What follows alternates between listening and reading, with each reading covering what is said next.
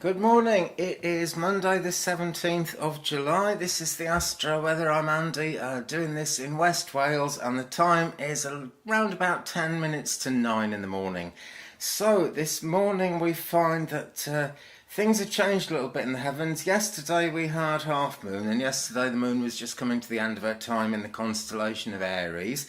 This morning at 4 minutes past 6 UK time, the moon passed into Taurus, so things begin to change. We see all those sort of bull-like characteristics come in, but it's not always a bull in a china shop. Taurians can be very patient, they can be very diligent, they give a lot of love out, they care a lot about people.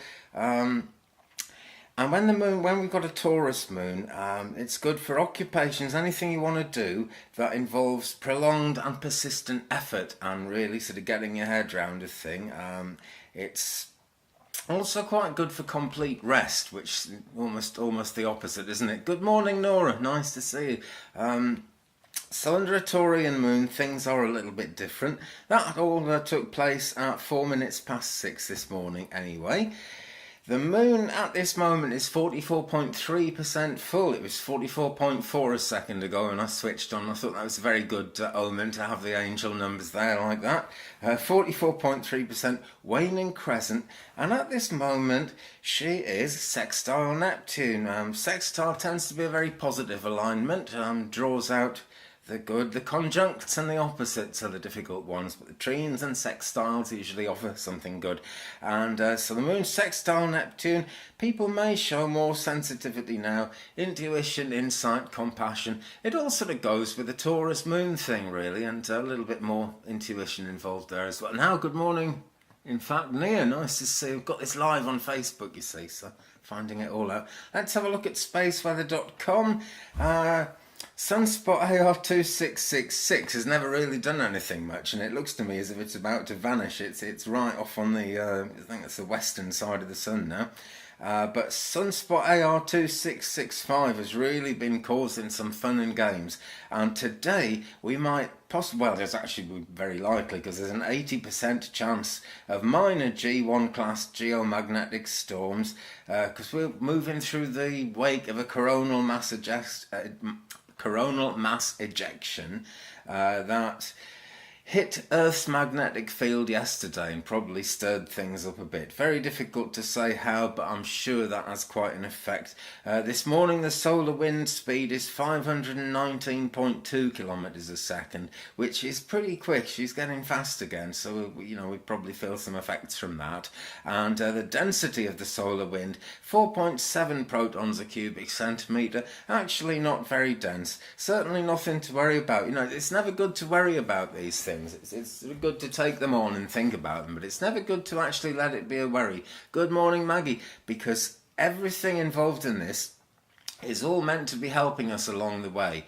Now that's where it gets very cosmic, doesn't it? I mean, astrology is all about actual science to do with the stars and actual statistics and observations that people have made over thousands of years. But in the spiritual life, if you believe in that, and I certainly do, astrology can be a great help.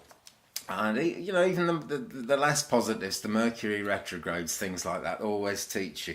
Now, speaking of the less positive, I was looking around yesterday, and I'm pretty sure now it's worth saying that pretty soon the Sun is going to come up to conjunct Mars, and that's going to be happening. It's building up through this week. Next weekend, or the weekend coming up, is when I expect it to really take off. Now that is going to teach us some really interesting lessons. People are going to feel as if they're getting all their buttons pushed. Things that go wrong are going to be the exact, precise thing that you didn't want to go wrong.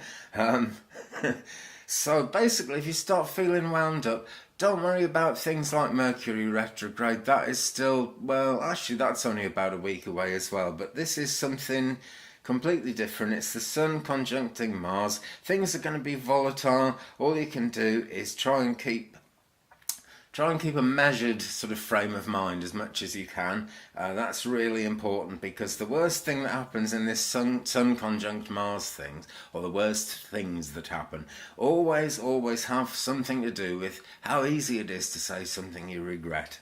Okay, and because of that communication theme, that's going to play into Mercury retrograde as well. But Mercury retrograde isn't a thing to bother about yet.